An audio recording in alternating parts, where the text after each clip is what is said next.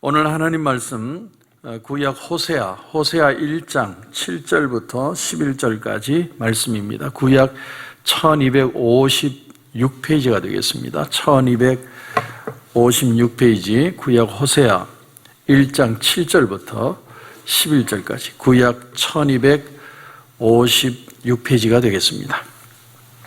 호세아 1장 7절부터 11절까지 우리 같이 읽겠습니다. 그러나 내가 유다 족속을 긍휼히 여겨 그들의 하나님 여호와로 구원하겠고 활과 칼이나 전쟁이나 말과 마병으로 구원하지 아니하리라 하시니라. 고멜이 로루하마를 젖된 후에 또 임신하여 아들을 낳으매 여호와께서 이르시되 그의 이름을 로암미라 하라. 너희는 내 백성이 아니요 나는 너희 하나님이 되지 아니할 것임이니라. 그러나 이스라엘 자손의 수가 바닷가의 모래같이 되어서 헤아릴 수도 없고 셀 수도 없을 것이며 전에 그들에게 이르기를 너희는 내 백성이 아니라 한 그곳에서 그들에게 이르기를 너희는 살아계신 하나님의 아들들이라 할 것이라. 이에 유다 자손과 이스라엘 자손이 함께 모여 한 우두머리를 세우고 그 땅에서부터 올라오리니 이스라엘의 날이 클 것이미로다. 아멘. 우리 한번 기도드리겠습니다. 하나님, 오늘 고멜과 같은 여인도 사랑하시는 그 호세아의 사랑을 통해 그럼에도 불구하고 하나님의 사랑을 우리가 경험하기를 소원합니다. 우리가 부족하고 연약하지만 하나님이 사랑하시고 그 신실하심 때문에 우리를 불러주시고 더 귀하게 사용하시는 줄 믿습니다. 오늘 이 새벽에도 하나님의 사랑을 다시 한번 깨닫는 축복의 시간 되게 하여 주시옵소서. 주님 함께 하실 줄 믿고 예수님의 이름으로 기도드립니다. 아멘. 오늘 9절에 보면 9절에 여호와께서 이르시되 그의 이름을 로암미라 하라. 너희는 내 백성이 아니요 나는 너희 하나님이 되지 아니할 것임이니라. 이 구약 성경에서 가장 중요한 단어는 이 히브리어로 암미라는 단어입니다. 암미. 암미라는 단어의 뜻이 뭐냐면 내 백성이다 이런 뜻입니다. 내 백성이다. 하나님이 아브라함을 선택하셔서 갈대아 우르 땅을 떠나 가나안 땅으로 들어가게 하실 때 아브라함을 선택하시고 그를 축복하시고 그를 통해서 내가 이 땅을 축복하겠다. 너희 후손들을 축복해 주겠다. 그렇게 하시고는 나중에 하나님이 모세를 통해서 애굽에서 노예 생활하는 이스라엘 백성들을 구해내게 하시고 그들을 광야로 이끌어서 시내산에 이르러 그들과 하나님의 언약을 세우시고 그리고 그들을 축복하십니다. 그들과 함께 하십니다. 성막 가운데서 무더운 날씨 가운데도 성막 가운데 그들을 정착하기도 하고 이동하기도 하고 그들과 같이 하면서 구름기둥과 불기둥으로 하나님이 그들에게 은혜를 베푸십니다. 그리고 가나안 땅을 정복하게 하고 다윗을 통해서 정말 하나님의 나라를 세우게 만들죠. 근데 하나님이 갑자기 호세아서에 와서 내가 이제 너희를 암미가 아니라 로암미라고 하고 너희들이 내 백성이 아니라 이제는 이 가나안 땅을 자기들 마음대로 들어와서 빼앗은 불안 땅이라 취하겠다. 하나님이 이렇게 말씀하시는 거예요. 그래서 이제는 폴리스들을 불러서 너희들 불안 땅들을 다 쫓아내겠다. 그 폴리스가 누구냐? 바로 주변의 강대국들입니다. 강한 나라들을 불러서 불안 땅 같은 너희들을 다 쫓아내겠다. 하나님이 이렇게 표현하는 거예요. 오늘 본문에 나는 너희 하나님이 되지 아니할 것임이니라. 이 표현은요, 의역된 겁니다. 이 원래 의미는 이런 뜻입니다. 나는 더 이상 내가 아니다. 이런 뜻입니다. 여러분, 너희는 더 이상 내 백성이 아니고 나는 나로서의 그 가치를 너희들에게 더 이상 나타내지 않고 그 가치의 의미도 없다라는 겁니다. 그러니까 우리 관계가 다 깨져버렸다는 거예요. 하나님이 호세아에게 특별한 명령을 내리시죠. 정말 음탕한 여인 고멜을 불러서 그 여인과 혼인하고 같이 살아라. 그래서 이 고멜이라는 여자가 이스라엘, 로암미라는 세 자식을 낳죠. 그런데 호세아가 세 번째 아이 이 로암미를 낳을 때까지 계속 부부관계를 깨지 않고 아무 일 없다는 듯 그 가정을 이끌어갈 때 하나님이 그에게 주신 찬스가 뭐냐면 이 고멜이라는 여자가 내가 음탕한 여인이고 나는 못난 여인이고 정말 부족한 존재라는 것을 깨닫고 돌아오기를 원했다는 거예요. 하나님께서 이 퍼포먼스를 통해서 보여주시고 싶은 게 뭐냐면 이스라엘 백성들이 얼마나 하나님을 배신하고 얼마나 하나님을 떠나 있는가 하는 것을 깨닫기를 원한 겁니다. 세익스피어의 그 4대 비극 중에서 햄릿이라는 작품을 보면 햄릿이 자기 아버지가 갑작스러운 죽음을 당한 것을 보고 충격을 받죠. 그런데 아버지가 죽고 난 뒤에 자기 삼촌이 왕이 되고 자기 엄마와 재혼을 하죠. 그때 이 햄릿이 의심을 하기 시작합니다. 분명히 여기에 뭔가가 있다. 그러다가 이 부왕의 모습과 닮은 망령이 어느 날 나타나서 모든 얘기를 해주죠. 그래서 이 햄릿이 광대들을 불러서 궁중에서 연극을 하게 됩니다. 마치 그들이 했던 그 짓을 비슷하게 연극을 합니다. 그때 이 삼촌이, 왕이 된 삼촌이 그 모습을 보고 너무나 놀래가지고 뛰쳐나가죠. 그렇게 해서 이 햄릿이 삼촌이 아버지를 죽인 줄 알고 그 삼촌을 죽이고 자기도 독이 묻은 칼에 죽는다. 햄릿의 내용이죠. 하나님은 호세아를 통해서 이 고멜이라는 여자를 거둬들이는 모습을 통해 하나님의 백성들이 하나님 앞에 자신들의 모습을 깨닫고 회개하기를 원했습니다. 모두가 하나님 앞에 겸손히 무릎 꿇고 우리가 우상을 쫓고 이 세상의 것들을 쫓아 살았다는 그 잘못된 것을 깨닫고 돌아오기를 원했습니다. 그런데 여기서 우리가 하나 볼 사실이 뭐냐면 과연 하나님께서 이스라엘 백성들이 부정하기 때문만으로 그들을 버리셨느냐 하는 거예요. 만약에 그렇게 따진다면 우리 중에 버림받지 않을 사람이 누가 있겠습니까? 저도 그렇고 여러분도 그렇고 다 부족한 점들이 많죠. 이 세상을 살면서 이런저런 약한 정욕들, 욕심들에 우리가 많이 쓰러집니다. 우리는 사실 알고 보면 다 고멜 같은 사람들이, 그런 사람들을 하나님이 거둬주시고 하나님의 자녀 삼아주신 거죠. 그러니까 우리는 한없이 부족한 존재입니다. 그런데 여기서 우리가 깨달아야 할 사실이 뭐냐면 우리가 단지 음란하기 때문에, 음란한 경향이 있기 때문에 하나님이 이스라엘 백성들을 버리신 게 아니라는 거예요. 하나님은 우리가 부족한 존재인지를 이미 알고 택하신 겁니다. 내가 얼마나 깨지고 얼마나 죄짓고 얼마나 부족해서 넘어지는 존재인지를 알고 하나님은 이미 택하셨다는 거예요. 근데 하나님이 지금 그들을 버리시는 진짜 이유는 뭐냐면 너희들이 그렇게 부족한 존재라는 걸 인정하지 않는다는 거예요. 인정하지 않는 모습에 그들을 버리시겠다는 거예요. 고멜이 원래 그렇고 그런 여자인 줄 알고 호세아가 선택을 한 거죠. 하지만 고멜은 한 번도 진지하게 남편에게 나의 못난 모습, 연약한 모습들을 솔직히 드러내놓고 도움을 청한 적이 한 번도 없습니다. 이 남자는 애 셋 낳을 때까지 아무 말도 없고 아무것도 모르니까 얘는 원래 바본가 보다. 고멜은 그렇게 생각했다는 것이죠. 하나님이 이스라엘 백성들이 원하는 건 하나입니다. 너희들이 부족하다는 걸 인정하라는 거예요. 우리의 연약함을 보고 연약하다는 걸 받아들이라는 거예요. 그게 믿음이라는 겁니다. 내가 열심히 하고 착실히 하고 최선을 다해 살면 하나님이 나를 이뻐해 주셔서 하나님이 축복하시고 더 큰 은혜를 주신다. 그건 착각이라는 거예요. 우린 이미 부족한 존재라는 거예요. 그게 바로 예수님 당시에 유대인들이죠.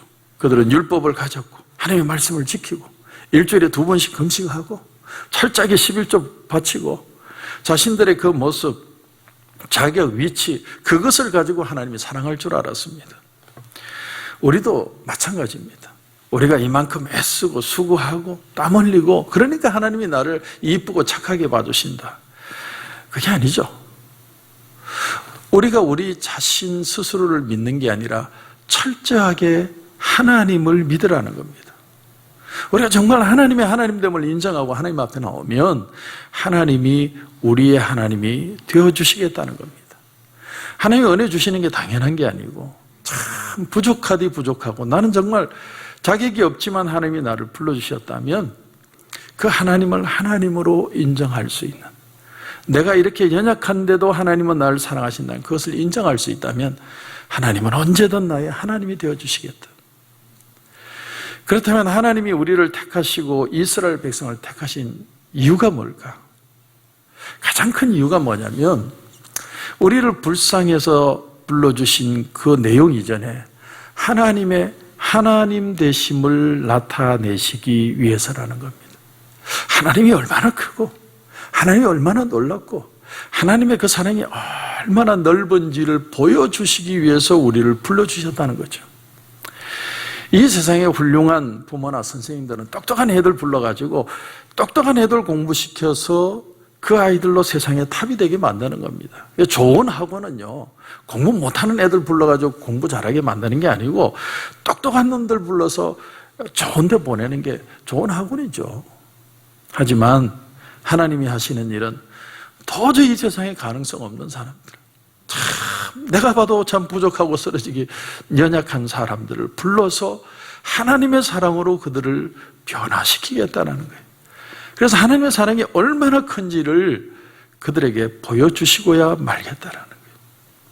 성도 여러분, 때론 우리가 가난하게 되기도 하고 또 때론 내일을 알 수 없는 그런 깊은 어떤 고통 속에 빠질 때도 있습니다. 그런데 그럴 때라도 우리는 하나님을 묵묵히 바라보아야 된다는 거예요. 이유가 뭐냐? 하나님은 신실하시기 때문에.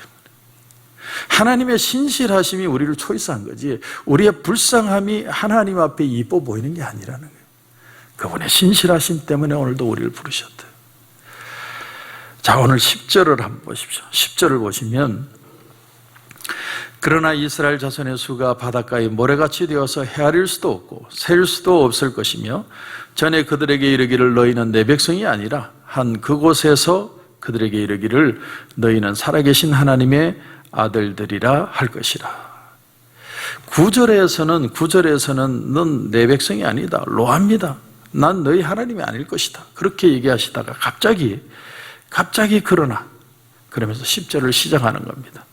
그럼에도 불구하고 너희를 축복하고 싶다라는 거예요. 그래서 어떤 신학자는 이 호세아서를 그럼에도 불구하고의 사랑이다 이렇게 표현했습니다. 그리고 오늘 11절에 보면 11절에 마지막 단에 보면 이스르엘의 날이 클 것이미로다 이렇게 되어 있습니다. 여기 이스르엘이라는 단어의 뜻은 심는다 그런 뜻, 심는다. 이제 한번 심으면 영원히 뽑지 않겠다는 거예요. 이스라엘의 날이 크다라는 말은 다시는 이들이 뽑히지 않고 그곳에서 크게 열매 맺도록 하시겠다라는 거예요. 하나님께서 우리를 다시 심는 거예요. 여러분, 코로나 팬데믹이 포스트 코로나 시대를 살면서 하나님이 우리에게 주시는 도전이 뭐냐면 내가 너희를 다시 심겠다는 거예요. 뭘 근거로? 우리의 불쌍함이 아니라 하나님의 신실함을 근거로, 그럼에도 불구하고의 사랑으로 우리를 다시 심겠다는 거예요. 그게 하나님이 우리를 부르신 진짜 사랑의 이유라는 거죠. 전문 상담가 중에 아돌프 쾌사다라고 하는 분이 있는데 이분이 현대인들을 이렇게 표현했습니다. 현대인들은 다 자신의 존재에 대해서 혼돈과 불평과 후회로 말미암아 고통을 받고 있다 이렇게 얘기를 했습니다. 현대인들이요, 가장 큰 병이 뭐냐면 자기 자신의 모습에서 혼돈스럽고 또 후회하는 그런 모습들을 다 가지고 있다는 거예요. 첫째는 뭐냐면 자기 존재 자체에 대한 혼돈과 불평이 있다는 거예요. 우선 자기 외모에 대해 가지고 거울 볼 때마다 나는 왜 이렇게 못생겼을까? 나는 왜 이렇게 키가 작을까? 나는 왜 이렇게 이게 부족할까? 항상 사람들은 불평한다는 겁니다. 두 번째는 뭐냐면 내 존재 위치에 대해서 불평한다. 내가 왜 이런 부모를 만났을까? 내가 왜 이런 가족을 만났을까? 내 자식은 왜 이 모양일까? 항상 자기 존재 위치에 대해서 불평을 가지고 있다.